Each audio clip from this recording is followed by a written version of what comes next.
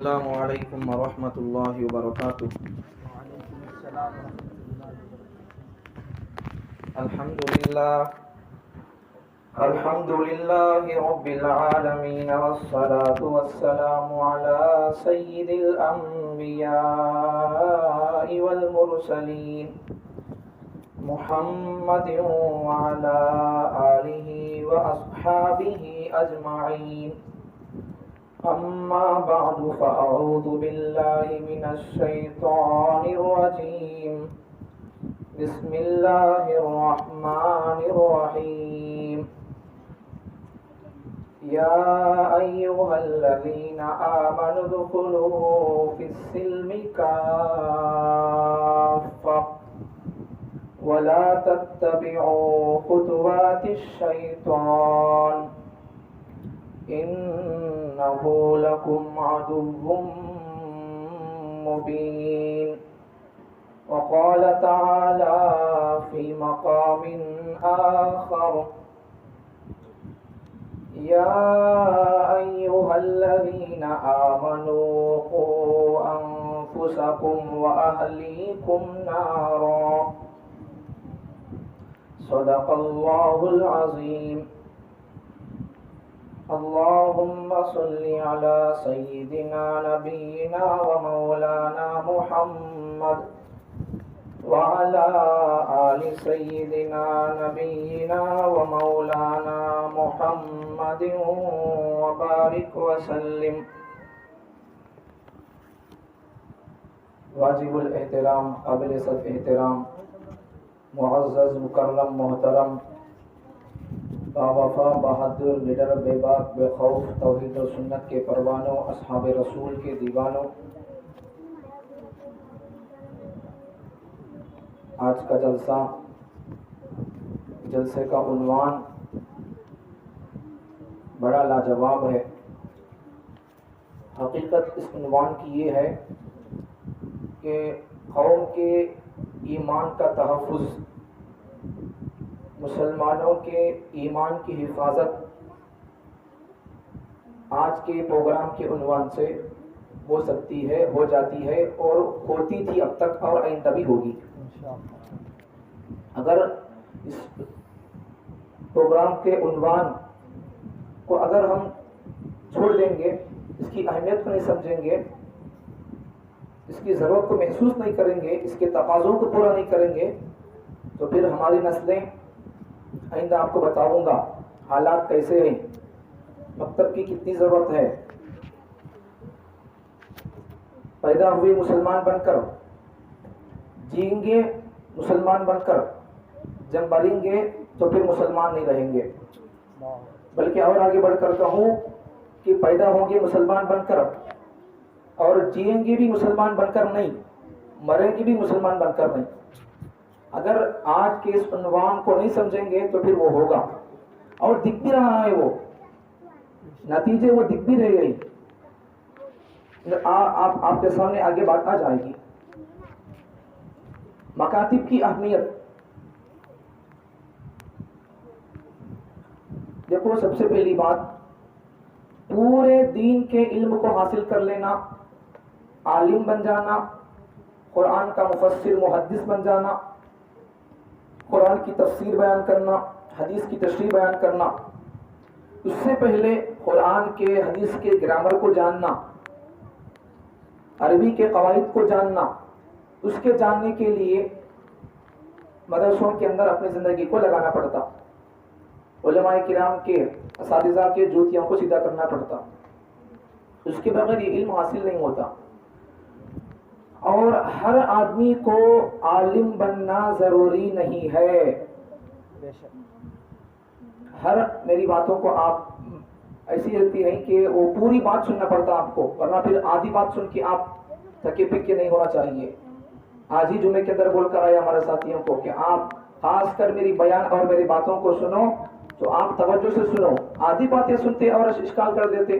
اگر میں آپ کو بیان میں کوئی بات کہوں، آپ کی سمجھ اس تک نہیں پہنچی ہے اس بات تک، تو کسی بھی عالم کی بات کیوں نہ ہو، اگر آپ اس کی بات کی پروان تک نہیں پہنچے تو پھر آپ کو یہ فرض بنتا ہے کہ آپ اس کے پاس، ان عالم صاحب کے پاس آ کر آپ پوچھیں سلیقے سے، تمیز سے، کہ مولانا آپ جمعے کے اندر فلاں درس کے اندر آپ یہ بات بولے تھے، مجھے بات سمجھ میں نہیں آئی ہے، آپ مجھے سمجھا دیو، مسئلہ وہ بات کیا تھی، یہ ہونا چاہیے۔ ورنہ پھر آدھی بات سن کے لوگ کیا سمجھیں گے، کیا سمجھیں گے آپ؟ بہت سارے لوگ جن کو دین کا علم نہیں ہوتا ہے تو وہ لوگ کیا کہیں گے؟ اللہ خود قرآن کے اندر بولتا ہے، قرآن مجید کے 5ویں پارے میں سورہ نساء میں اللہ ارشاد فرماتے ہیں، یا ایھا الذین آمنوا لا تقربوا الصلاۃ بول کر۔ یہ آدھے علم والے ہوتے ہیں، آدھے علم والے، پورے علم والے جلد باز لوگ نہیں، یہ تو جاہل لوگ ہوتے ہیں، یہ علم والے نہیں ہوتے، یہ آدھے علم والے، صحیح علم ان کے پاس نہیں ہے، صحیح تربیت نہیں ہے۔ اصل بات تعلیم کے اندر اگر کمی ہوگی تو تربیت سے پوری کی جا سکتی ہے، اگر تربیت کے اندر کمی ہوگی تو پھر تربیت کی کمی تعلیم سے کبھی پوری نہیں ہوتی۔ تو یہ وہی لوگ جو تربیت نہیں پائے، ڈاکٹر ہیں، انجینئر ہیں، پروفیسرز ہیں، لیکن عالم نہیں ہیں، بلکہ اور آگے بڑھ کر کہوں کہ ان کا دل و دماغ مسلمان نہیں ہے۔ ابھی علامہ اقبال کہتے ہیں، آدمی کا صرف زبان سے کلمہ پڑھنا کافی نہیں ہے، جب تک کہ اس کا دل و دماغ مسلمان نہ ہو کافی نہیں ہوتا۔ آدمی کا دل و دماغ مسلمان ہونا چاہیے۔ آج ہم پیدا تو ہوئے جسمانی اعتبار سے مسلمان ہیں، لیکن دل و دماغ کے اعتبار سے مسلمان نہیں ہیں، اسی لیے ہمارا کلچر اس طرح کا ہے۔ ورنہ پھر حضور صلی اللہ علیہ وسلم کے زمانے کے صحابہ کی طرح ہمارا کلچر ہوتا، ہمارا کردار، کیریکٹر ہوتا، زندگی ویسی ہوتی۔ آج انگریز کے طریقے کی طرف آدمی کیوں بھاگ رہا ہے؟ ان کے کلچر کو کیوں اپنا رہا ہے؟ یہ علم نہیں ہے آدمی کے پاس، علم کا شوق بھی نہیں ہے، علم والوں کی صحبت بھی نہیں ہے، تربیت نہیں ہے، تعلیم نہیں ہے، کچھ بھی نہیں ہے۔ تو جاہل لوگوں کا کہنا کیا کہتے ہیں؟ یا ایھا الذین آمنوا لا تقربوا الصلاۃ، اللہ خود کہتا ہے قرآن مجید میں 5ویں پارے میں، نماز پڑھو نہ کو نہیں، بلکہ اور آگے بڑھ کر اللہ نماز کے قریب بھی نہ جاؤ بول رہا۔ یا ایھا الذین آمنوا، اللہ خطاب بھی کرا ایمان والوں سے، لا تقربوا الصلاۃ، نماز کے قریب بھی جانا کو بول رہا۔ اللہ بول رہا بھائی اس کا نماز نہیں پڑھتے بولتے، جبکہ بات پوری نہیں ہوئی، مسئلہ پورا نہیں ہوا، آیت پوری نہیں ہوئی، رکوع پورا نہیں ہوا، مضمون پورا نہیں ہوا، اس کا تعلق اللہ نے ایمان والوں سے نماز کے قریب نہ جاؤ، یہ کب کہا؟ وَأَنْتُمْ سُكَارَىٰ، جب تک وَأَنْتُمْ سُكَارَىٰ مضمون جملہ نہیں پڑھیں گے بات سمجھ میں نہیں آئے گی۔ تو بالکل اسی طریقے سے علماء کی، محدثین اور مفسرین کی، پیغمبر صلی اللہ علیہ وسلم کے وارثین کی باتوں کو توڑ مروڑ کر بیان اور اس کو آگے شیئر نہیں کرنا چاہیے جب تک کہ ان کا پورا بیان، پورا مضمون نہیں سن سکتے۔ آپ کو معلوم ہے کہ ہمارے بیانات کتنے لمبے ہوتے ہیں، ہمارے عنوانات کتنے لمبے ہوتے ہیں۔ ایک جمعے میں، ایک دن میں آپ کو بات سمجھ میں نہیں آتی، ایک جمعے میں یہ کسی عنوان کو بیان کر دے، یہ ہمارے بس کی بات نہیں ہے، یا آپ سے ہو سکتا ہوگا، لیکن علماء کرام کی شان یہ ہے، پیغمبر صلی اللہ علیہ وسلم کے وارثین کی شان یہ ہے کہ یہ ایک ایک عنوان کو 10 20 17 18 جمعے بولتے رہیں گے تب بھی عنوان ختم نہیں ہوگا۔ یہ کیا ہے؟ یہ حضور سے ملی ہوئی وراثت، پراپرٹی، علم ہے، وہ علم ان کو ملا ہے۔ اب یہ علم کی وراثت، پراپرٹی، یہ تم کو تقسیم کرنا چاہتے ہیں۔ اگر تمہاری جھولی، اگر تمہارا دامن اس کو ایکسپٹ کرے گا تو یہ تمہاری جھولیوں کے اندر ڈالیں گے، وہ پراپرٹی، آستی، آخرت کے کام، آخرت کے اندر کام آنے والا پیسہ، آخرت سے پہلے دنیا کے اندر کام آنے والا پیسہ، تمہارے ایمان کی مضبوطی، تمہارے ایمان کی حفاظت، یہ اصل چیز ہے۔ اگر یہی نہ ہو، ایمان نہ ہو تو پھر کوئی کچھ نہیں ہے۔ اسلام کے عقائد میں سے سب سے پہلا عقیدہ توحید، عقیدہ توحید۔ اگر عقیدہ توحید میں کمی آ گئی تو پھر آپ روز عمرہ کرو، آپ کے سر سے، آپ کے عمرے کا ثواب آپ کے سر سے ایک بارش اوپر نہیں جائے گا۔ عقیدہ ٹھیک نہیں ہے۔ اللہ کو ایک ماننا اور اللہ کے ساتھ کسی کو شریک نہیں کرنا، اس سے بھی آدمی پورا مسلمان نہیں ہو سکتا۔ اللہ کو ایک مان کر اور اللہ کو، وہ بھی ایک اللہ کو ماننا اور پھر اس کے ساتھ کسی کو شریک نہیں کرنا، اتنا کہہ کر، اتنا عقیدہ رکھ کر بھی آدمی مسلمان نہیں ہو سکتا۔ مزید पैगंबर सल्लल्लाहु अलैहि वसल्लम को मानना पड़ेगा। और पैगंबर सल्लल्लाहु अलैहि वसल्लम को भी कैसे मानना पड़ेगा? हुजूर अकरम सल्लल्लाहु अलैहि वसल्लम को नबी मानता है तो फिर तब भी मुसलमान नहीं, आधा मुसलमान। अगर कोई आदमी अल्लाह को मानता है, लेकिन अल्लाह मानता तो उसे है, लेकिन पूजा करता किसी और की है, मन्नतें मांगता किसी और की है, तो फिर वही मुसलमान नहीं, आधा मुसलमान भी नहीं है। तौहीद के अंदर अगर कच्चा है तो फिर वो मुसलमान कच्चा भी नहीं, पक्का भी नहीं। अमाल अगर पहाड़ों की तरह हो, ईमान के अंदर अगर कमी है तो फिर आमाल की कमी को, आमाल के अंदर अगर कमी आ गई तो फिर अगर अकीदा ठीक होगा, तौहीद पर आदमी मजबूत है, तो फिर आमाल की कमी को अकीदा तौहीद बराबर कर सकता है, उस खाने को पूरा कर सकता है। लेकिन अगर कोई आदमी अकीदा तौहीद में बराबर नहीं है, मुवहिद नहीं है, तो फिर क्या होगा? उसकी एक भी इबादत कबूल नहीं होगी।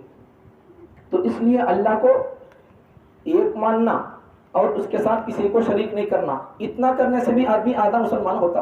फिर उसके बाद पैगंबर सल्लल्लाहु अलैहि वसल्लम को नबी मानना, इससे भी आदमी मुसलमान पूरा नहीं होता, आधा मुसलमान होता है। हुजूर को नबी मानना और हुजूर को नबी मानने के बाद फिर हुजूर सल्लल्लाहु अलैहि वसल्लम को खातमुन नबिय्यीन वल मुरसलीन मानना, तब जाकर आदमी मुसलमान पूरा हो सकता है। आज हमारी अकीदत बराबर नहीं, अमल करने चले गए, क्या अमल करेंगे? अकीदा ठीक नहीं है तो फिर अमल क्या कबूल होंगे? अकीदे के अंदर मजबूत होना पहले, अकीदा तौहीद को मजबूत करना पहले। अब इन मकातिब से वही इल्म पढ़ाया जाता है जो एक इंसान को, एक बच्चे को बुनियादी बेसिकली तौर पर उसे जरूरत पड़ती है, उसे हासिल करना होता है। अब मैं वही क्या है शुरू में कि हर आदमी को आलिम बनना जरूरी नहीं है, फर्ज किफाया है। अब हर एक आदमी आलिम बनना बोलता तो तुम्हारा हाल क्या होगा? कौन कमाएंगे, कौन खाएंगे, क्या करेंगे? ये सब सिक्के सवाल पैदा होंगे। तो हर आदमी को आलिम बनना जरूरी नहीं है, फर्ज नहीं है, फर्ज किफाया है। लेकिन हर आदमी को बुनियादी बेसिकली इल्म जानना ये फर्ज है, ये फर्ज किफाया नहीं। बेसिकली बुनियादी इल्म जान लेना ये फर्ज किफाया नहीं, तो फर्ज है। हर मुसलमान को बेसिकली बुनियादी बातें जान लेना ये फर्ज आईन है, फर्ज आईन है। अल्लाह पर किस तरह अकीदा हो, अल्लाह को किस तरह मानना, उसे किस तरह मानना, उलूहियत में यकता, इबादत उसकी हो, इताअत उसकी हो, रियाजत उसकी हो, हर चीज में अल्लाह को एक ही मानना और उसके साथ किसी और को शरीक नहीं करना। बहुत सारे मुसलमान आज उनके अकीदे सही नहीं। वजह क्या होती है? अगर आप उनकी जिंदगी को देखेंगे, आज इन मुसलमानों के अकीदे सही नहीं, अगर उनकी आप जिंदगियों को देखेंगे तो वो मेरे अंदाज और मेरे मुताले और हमारे बुजुर्गों, हमारे असातिज़ा, हमारे मुफ्तियान किराम की किताबें पढ़कर ये नतीजा निकल सकता है, और उन्होंने निकला नतीजा, और उनकी किताबों से पढ़कर आपको ये बात समझाता हूँ कि हमारे उलमा ने फरमाया कि जो आज नौजवान हो या फिर दीगर हजरात, जिन जिन हजरात का आज ईमान खतरे में है, या आज जो नौजवान रियाज अहमद गौहर शाही को सुनते हैं, या मिर्जा इंजीनियर को सुनते हैं, या किसी और को सुनते हैं, बातिल को जो लोग सुनते हैं या उनके शिकार हैं, जाहिरी बात और बुनियादी बात यही है, सच्ची बात यही है, हकीकी बात यही है कि वो लोग बचपन में मकतब को गए नहीं। देखेंगे तो वही नतीजा मिलेगा। अगर गए होते तो फिर उनको तौहीद का प्याला हजरत पिलाए होते, उनको बेटा जान दे देना लेकिन ईमान का सौदा न करना। हमारे मुल्क का वाकया, हमारे ही मुल्क का वाकया, हिंदुस्तान का, एक जगह पर मुंबई के एक मौलाना ने बयान किया कि एक जगह फैमिली जा रही थी, एक छोटी सी फैमिली, रास्ते में एक्सीडेंट हो गया इन मुसलमान हजरात की गाड़ी को, माँ बाप थे, 2 बच्चे थे, इनकी गाड़ी को एक्सीडेंट हो गया। इस वाकये से आप समझ लो मकतब की कितनी अहमियत है। 2 माँ बाप और 2 बच्चे साथ में थे, सफर में जा रहे थे, एक जगह पर एक्सीडेंट हो गया, इनकी गाड़ी को एक्सीडेंट हो गया। एक्सीडेंट होने के बाद खून के फव्वारे निकल रहे हैं माँ बाप के सर से, हाथों से, जिस्म के हर अज़ू से, जहां जहां मार लगा वहां से खून के फव्वारे निकल रहे माँ बाप से। अब ये 2 जो छोटे बच्चे थे उनको उतना मार नहीं लगा था, इनको उन होश में थे 2 बच्चे, माँ बाप को, इनके माँ बाप को मार लग गया, जख्मी हो गए। तो ये 2 बच्चों की फिक्र क्या, पूरी पब्लिक की फिक्र क्या है? कोई आकर सेल्फी ले रहा, कोई आकर फोटो ले रहा, कोई कुछ कर रहा, कोई कुछ कर रहा। लेकिन इन दो, कोई बोल रहा एम्बुलेंस को फोन करो, कोई बोल रहा उसे फोन करो, इसे फोन को टिक मत करो, कोई है क्या, ये बातें हो रही।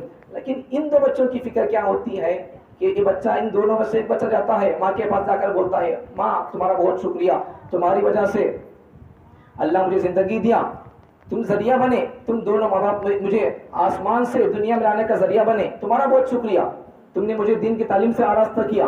बस मेरी एक गुजारिश है कि अब तुम्हारी आखिरी घड़ियां चल रही हैं, तो तुम इस दुनिया से अपना दामन और हाथ छोड़ लोगे, इस जिंदगी तुम हाथ धो लोगे। अब बस मेरी आखिरी गुजारिश ये है कि तुम कलमा पढ़कर इस दुनिया से रुखसत हो जाओ।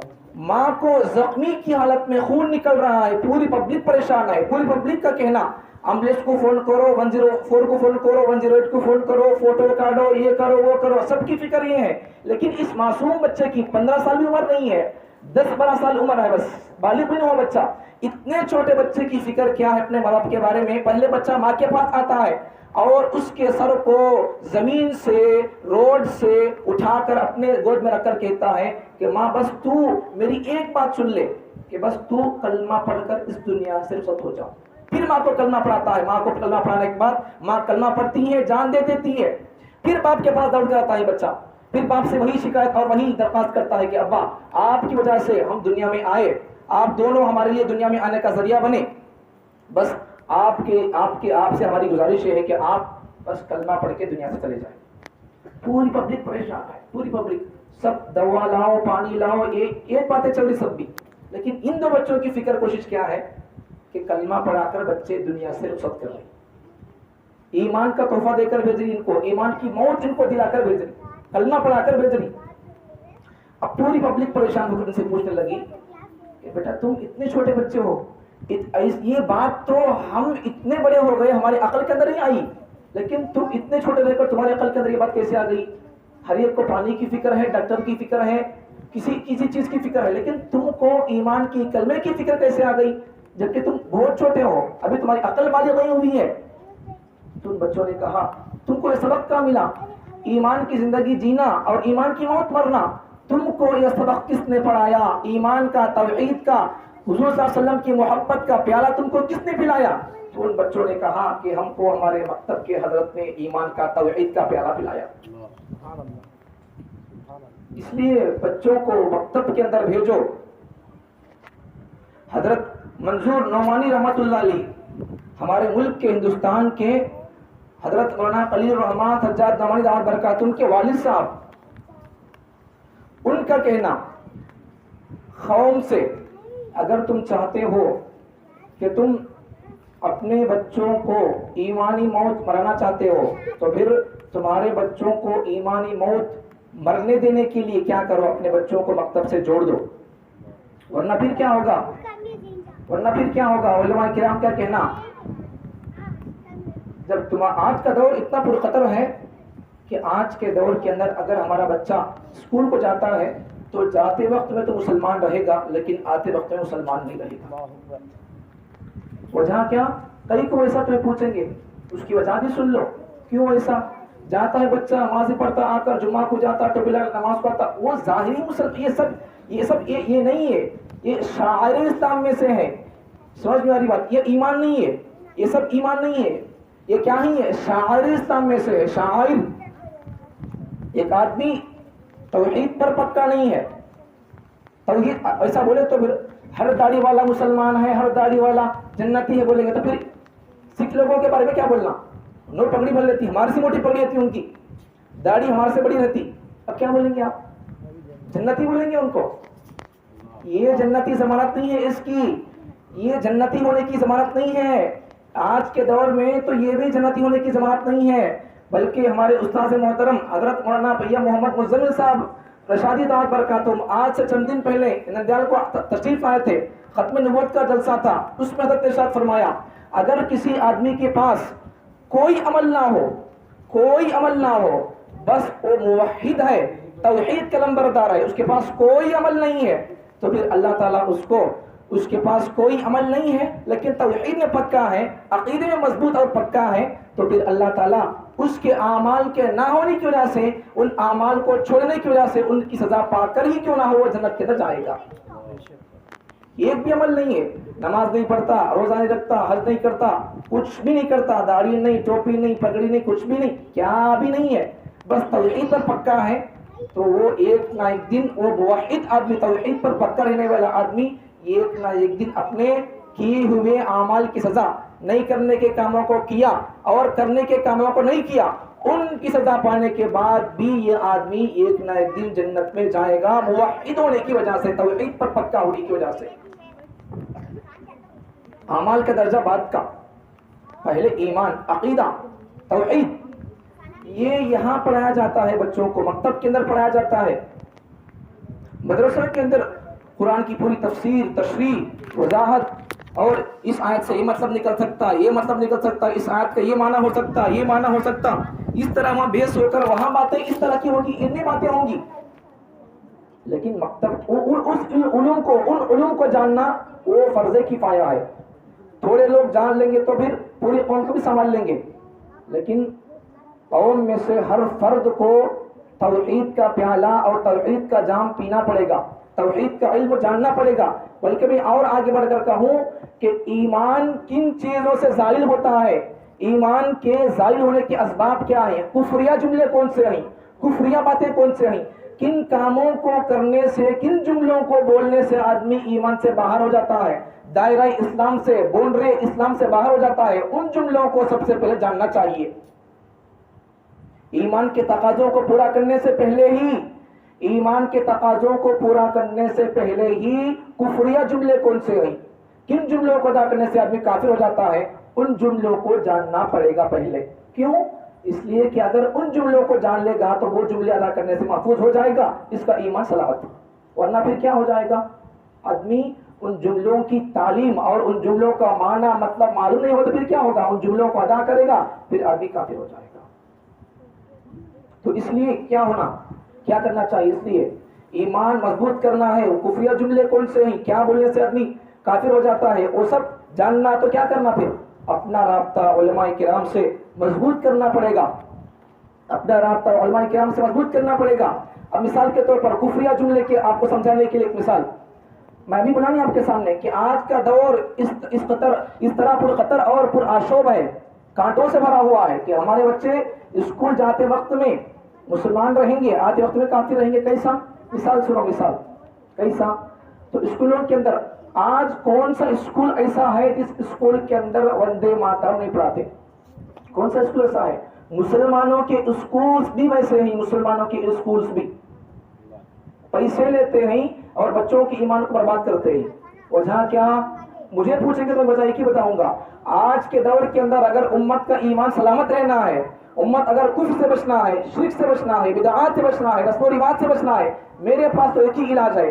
وہ علاج کیا کہ اگر قوم کا دامن جب تک علماء سے مضبوط رہے گا, قوم کے ہاتھ میں علماء کا دامن مضبوط رہے گا, جب تک قوم عوام علماء سے جڑ کر رہے گی, تب تک اس وقت تک اگر ان کے دور میں دجال بھی آ جائے گا تو ان کا کوئی بال بھی نہیں کر سکے گا. کیوں؟ ان کے پاس پیغمبر کی تعلیمات موجود ہیں. دجال کا خاتمہ کس طرح کرنا ہے, کون کرے گا خاتمہ, کون آ کر کرے گا, کون شخصیت قیامت کے قریب آئیں گے, کس کا نام کیا ہوگا, کون کیا کیا کریں گے اس دنیا کے اندر آ کر, ان کے ساتھ کیا کر رہا ہے ہمارا تعامل. آج کے دور کے اندر ہم کو دجال سے بچنے کے, دجال کی فتنہ سے بچنے کے لیے کیا کرنا ہے, وہ تمام تعلیمات علماء کرام کے پاس موجود ہیں. اگر آپ کا رشتہ علماء سے مضبوط رہے گا تو پھر آپ دجال کا بھی مقابلہ کرنے کے لیے اپنے اندر طاقت پاؤ گے, ورنہ تو بالکل نہیں کر سکتے. پہلی بات, بچوں کو مکتب سے جوڑو. ہر بچہ, ہمارے گھر کا ہر بچہ مکتب سے جڑ کر رہنا. کیوں؟ اس لیے کہ مکتب کے ذریعے سے ایمان کی حفاظت ہوتی ہے. اب ان چھوٹے بچوں کو کس نے پڑھایا, مکتب کی تعلیم کے ذریعے سے ان کو توحید کا پیالہ ملا. اسی طرح ایک جگہ پر یو پی یا بہار کے اندر سیلاب آ گیا, زلزلہ طوفان آ گیا تھا, تو وہاں رفاہی کام کرنے والے اور ان کی مدد کرنے کے لیے ملک سے, دیگر اسٹیٹ سے وہاں لوگ پہنچ کر ان کو کھانا دینے لگے, ان کو کپڑے دینے لگے, ان کی ضرورت کی کیا چیزیں تھی ان کو دینے لگے. تو اس طرح کے قوم کی خدمت کے کام زیادہ تر دکھاتے ہوئے عیسائی لوگ کرتے نظر آتے ہیں, جبکہ مسلمان بھی کر رہے ہیں, لیکن اب کچھ تھوڑا غفلت اور کچھ سستی کر رہے ہیں, لیکن کرنے میں اور تھکے بغیر کرنے میں بھی مسلمانیت پہلے ہے. خدمت کا نام مسلمان, خدمت کا تو مسلمان. تو پھر وہاں عیسائی لوگوں کا ایک طبقہ پہنچا, ایک جماعت پہنچی تھی, ایک گروہ پہنچ کر سب کو کھانے کپڑے کیا ضرورت کی چیزیں دے رہا تھا اسٹیج پر چڑھ کر عیسائی. تو اتنے میں ایک چھوٹا سا بچہ آیا. وہ بچہ آیا تو عیسائیوں کا پنڈت گرو کہتا ہے کہ کچھ کان میں سے بولتا ہے, بچے سے کان میں کچھ بات کرتا ہے. بات کرنا ہی تھا, بچہ اسٹیج سے اتر کر چلے گیا خاموش. کھانا لیا نہیں, کپڑا نہیں لیا, خاموش چلے گیا. بعد میں ہمارے ہندوستان کے ایک بڑے حضرت موجود تھے, عالم صاحب, انہوں نے اسے بچے سے بلا کر پوچھا کہ بیٹا حالات اتنے خراب تھے, پانی سیلاب آ گیا, زلزلہ طوفان آ گیا تھا, تم کو کھانے کی ضرورت نہیں تھی, کپڑے کی ضرورت نہیں تھی. تو بچہ کہتا ہے کہ حضرت آپ کو کیا کہوں کہ زلزلے اور طوفان کے اندر میرے ماں باپ چلے گئے, میرا خاندان چلے گیا, میرا پریوار چلے گیا, پورے ختم ہو گئے. بس میں اپنے خاندان کا ایک فرد بچا ہوں, میرے پاس کھانے کے لیے کچھ نہیں, پہننے کے لیے کپڑے نہیں, کچھ بھی نہیں ہے, بس اب جسم پر جو ہے وہی ہے. پھر تم نے کیوں نہیں لیا بیٹا, ان کے پاس سے کھانا کیوں نہیں لیا, کپڑا کیوں نہیں لیا؟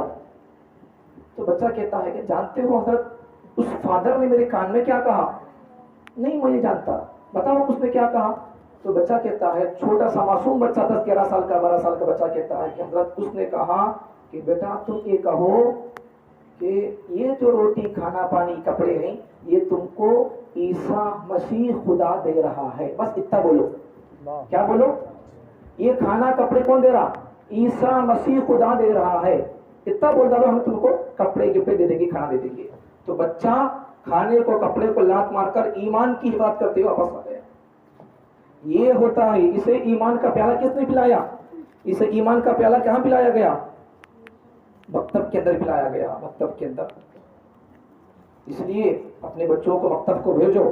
اگر مکتب کو بھیجو گے تو تمہارے بچے فتنوں سے محفوظ رہیں گے, خاص کر اب تمہارے بچے اور ہمارے قوم کے مسلمانوں کے بچے ایمان کی موت مر زندگی. ورنہ مکتبوں سے جڑ کر ایمان کو نہیں جانتے. ایمان کی اہمیت کیا ہے؟ پیسے کے نام پر سودا کرنا ایمان کا, یا کھانے کے نام پر سودا کرنا نہیں کرنا.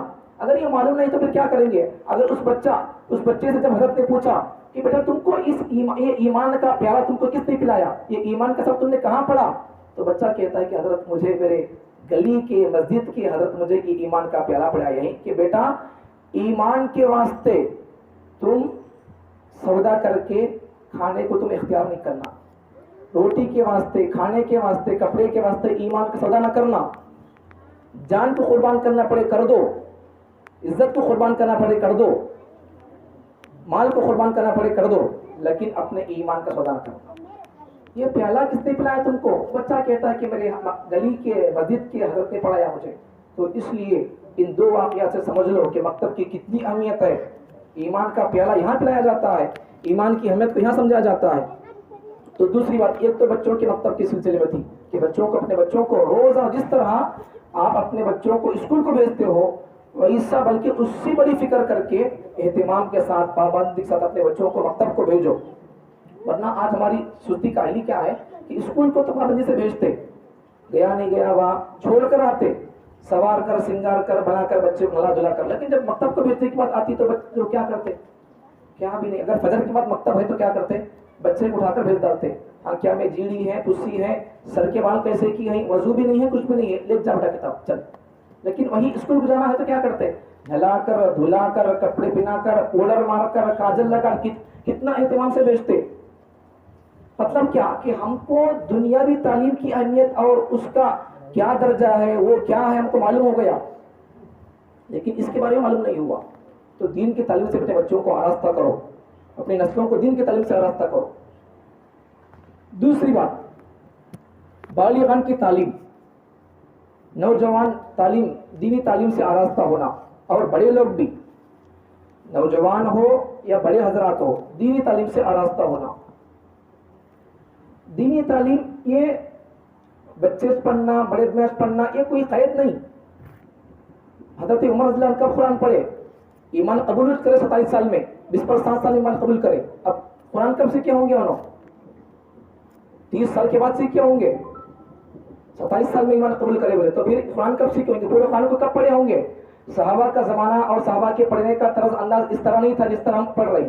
ایک ایک آیت پڑھتے تھے، اس پر عمل کرتے تھے، اس پر عمل ہونے کے بعد پھر دوسرا سبق لیتے تھے. اس طرح حضرت ابوبکر صدیق رضی اللہ عنہ کو سورہ بقرہ مکمل کرنے میں 2-2.5 سال کا عرصہ لگا. کیوں ایسا لگا؟ عربی آتی تھی پھر بھی ان کو سورہ بقرہ پڑھنے کے لیے 2-2.5 سال کا عرصہ کیوں لگا؟ جب ایک ایک آیت پڑھتے تھے تو تب تک اس پر عمل نہیں ہوتا تھا، بازو کا سبق اگلا سبق نہیں لیتے تھے. تو ہمارے ملک کے ہندوستان کے بادشاہ بھی اب ہمیں کون سے گاؤں کے بادشاہ بول کر مصروفیت کام کون سا کام بھائی؟ دینی تعلیم سے بڑھ کر کون سا کام ہے؟ کام کرو. کام کرنا کوئی بری بات نہیں ہے. فرض نمازوں کے بعد حلال کمائی کی تلاش یہ بھی فرض ہے، یہ بھی اچھی چیز، بری چیز کہ نہیں ہے. لیکن ساتھ میں کیا کرو کہ دینی تعلیم سیکھو، قرآن سیکھو، قرآن پڑھنا سیکھو. مسلمان قرآن نہیں پڑھتے پھر کون قرآن پڑھیں گے؟ یہودی قرآن پڑھیں گے، عیسائی قرآن پڑھیں گے، مجوسی قرآن پڑھیں گے، کون قرآن پڑھیں گے؟ اگر ان قرآن پڑھے تو بھی قرآن میں کیا نقطہ نکلے گا، پیغمبر صلی اللہ علیہ وسلم کی زندگی میں کیا نقطہ نکلے گا، یہ نکالنے کے لیے قرآن پڑھیں گے. آپ کو پتا ہے کہ آج عیسائی لوگ قرآن کے ترجمے اور قرآن کی کتابوں کو لے کر اردو میں چھاپ کر گھر گھر پھر کر انہوں گشت کر رہی لے بول کر فری میں بانٹ رہی کتابیں قرآن. ایک مرتبہ ایسا ہی ہوا تو میں ان سے کتاب منگا کر دیکھا کیا کتاب ہے یہ بھائی بول کر. قرآن ہے یہ، دیکھے تو کیا ہے. ایک مرتبہ ایک جگہ سے نکال کر دیکھے تو کیا نظر آ رہا کہ بائبل قرآن ان دونوں کا نچوڑ ہے. قرآن بول رہا ہوں اس میں لکھا ہے، جبکہ قرآن کی ضرورت نہیں تھی، بائبل ہی کافی تھی، وہ چیزیں ہی کافی تھی، مہابھارت کافی تھی، رامائن کافی تھی، مزید قرآن آ گئی ہے. ایسی ویسی باتیں غلط باتیں اس کے اندر لکھی ہوئی تھی، فوراً دے دیا سب کو بول کر. مطلب کیا کہ عیسائی لوگ آج دیکھو کتنی محنت کر رہی ہوں، ہمیں اتنی محنت کرنی. محنت کرو اس پر، اپنے بچوں کو پابندی سے بھیجو. بچوں کو جیسا اسکول گئے نہیں گئے بول کر دیکھتے نہیں، گیا کہ اسکول بول کر، ایسا بچوں کو پوچھو مکتب کو گیا کیا آج، سبق لیا کیا آج، کہاں تک سبق لیا، کیا پڑھا. خالی پوری ذمہ داری حضرت پر نہیں چھوڑنا، تمہیں پوچھتے رہنا، تمہاری ذمہ داری وہ. خالی حضرت پر چھوڑ دیا تو کیا کرنا؟ 1 گھنٹے مدد اسے پھر بنا دیں گے، تمہاری ذمہ داری وہ. حضرت کے پاس بچہ آدھا گھنٹہ رہے گا، 1 گھنٹہ رہے گا. اب بقیہ ذمہ داری کس کی ہوتی ہے؟ ماں باپ کی ذمہ داری ہوتی ہے. سمجھ میں آ رہی بات؟ تو ہمارے ہندوستان کے ایک بادشاہ حضرت اورنگزیب عالمگیر رحمۃ اللہ علیہ، آخری بات نوجوانوں کے تعلق سے، بالغان کے تعلیم کی اہمیت پر. حضرت اورنگزیب عالمگیر رحمۃ اللہ علیہ 40 سال کے بعد حفظ کرے قرآن کا، قرآن کے حافظ بنے. اور وہ بھی کب، کتنے سال میں حافظ بنے؟ پورا واقعہ سنو. حضرت اورنگزیب عالمگیر رحمۃ اللہ علیہ کا بیٹا حافظ قرآن بن گیا. اور یہ اورنگزیب عالمگیر کون ہے؟ ہندوستان کے اندر یہ واحد ایسا بادشاہ ہے جس کی بادشاہت کا اعتراف انگریز کرتا ہے. اور انگریز انگریز مورخین کا کہنا کہ ہندوستان کے اندر اتنا لمبا عرصہ اورنگزیب عالمگیر سے بڑھ کر کسی بادشاہ نے، مسلمانوں کے کسی بادشاہ نے اتنا لمبا عرصہ حکمرانی نہیں کیا. کتنے سال حکمرانی کیا ہندوستان کے اندر؟ اورنگزیب عالمگیر رحمۃ اللہ علیہ تقریباً 50 سال تک پورے ہندوستان کو سنبھالتے تھے، بادشاہ تھے. اور مزید اور ان کی سیرت سنو، ان کی خوبیاں سنو. اور یہ واحد بادشاہ ایسا تھا. ہمارے استاد محترم حضرت مولانا مفتی شفیع صاحب دامت برکاتہم ارشاد فرماتے ہیں کہ حضرت اورنگزیب عالمگیر کے پاس اتنا پیسہ تھا کہ اگر ان کے پیسے کو 3 سال تک گنتے جائیں گے تو 3 سال گننے کے بعد بھی پورے پیسے ختم نہیں ہوں گے. اتنے بڑے مالدار تھے. اور مزید سنو، ان میں سے انہوں نے 1 پیسہ بھی اپنی ذات کے لیے استعمال نہیں کیا، پوری قوم کے لیے استعمال کیا. اور مزید سنو، ہندوستان کا اتنا بڑا بادشاہ 50 سال تک حکمرانی کرنے والا، اور اس کی حکومت کا اعتراف انگریز کرتا ہے. اب یہ جملہ میں بولا نہیں تم کو کہ ہندوستان کے اندر اتنا لمبا عرصہ اورنگزیب عالمگیر کو چھوڑ کر کسی نے نہیں کیا. یہ انگریز کا کہنا، انگریز کا جملہ ہے، انگریز کو اعتراف ہے. ہندوستان کے اس بادشاہ کی حکمرانی کا، سلطنت کا، بادشاہ کا اعتراف انگریز کر رہا ہے. اور اس بادشاہ کی شاہی عالم دیکھو، شاہی زندگی دیکھو. جب ان کا انتقال ہوتا ہے، اورنگزیب عالمگیر کہتے ہیں کہ ان 2 کام کرتے تھے حضرت. ایک قرآن لکھتے تھے اپنے ہاتھ سے، دوسرا ٹوپیاں بنتے تھے. جب ان کا انتقال ہوا تو حضرت نے فرمایا کہ بھائی میرے جو ٹوپی سینے سے جو پیسے آئے ان کے ذریعے سے میرے کفن دفن کا انتظام کرنا. آج کے بادشاہ کو پوچھو ملک کا 1 پیسہ تمہیں کھائے نہیں کھائے، پوچھو، بولیں گے، جواب دیں گے. ہمارے پاس تاریخ ہے، ہمارے بادشاہ نے ایسے ہیں. اب اس بادشاہ کی زندگی سنو. تعلیم بالغان پر، بالغ لوگ، بڑے لوگ تعلیم حاصل کرنے پر. میں اور آپ کس گاؤں کے بادشاہ ہیں؟ انہوں پورے ہندوستان کو 50 سال سنبھال کر بھی 40 سال کے بعد حافظ قرآن بنے. وہ بھی کیسا سنو, کتنے عرصے میں بنے وہ بھی سنو. ان کے بچے حضرت اورنگزیب عالمگیر کا بیٹا حافظ قرآن بن گیا. بننے کے بعد کیا ہوا, انہوں اپنے بیٹے کو لے کر اپنے باپ کے پاس گئے. ابا تم خوش ہو جاؤ, تمہارا بیٹا اورنگزیب عالمگیر کا بیٹا, تمہارا پوترا میرا بیٹا حافظ قرآن بن گیا, تم خوش ہو جاؤ. باپ نے کہا, باپ دادا, بچے کے دادا اورنگزیب عالمگیر کے بابا اتنا خوش نہیں ہوئے. ٹھیک ہے بیٹا, چھوڑ دی, اتنی خوشی کا اظہار نہیں کیے. تیرا بیٹا حافظ بنا, تجھے خوشی, تجھے کیا تو ملا, مجھے کیا ملا.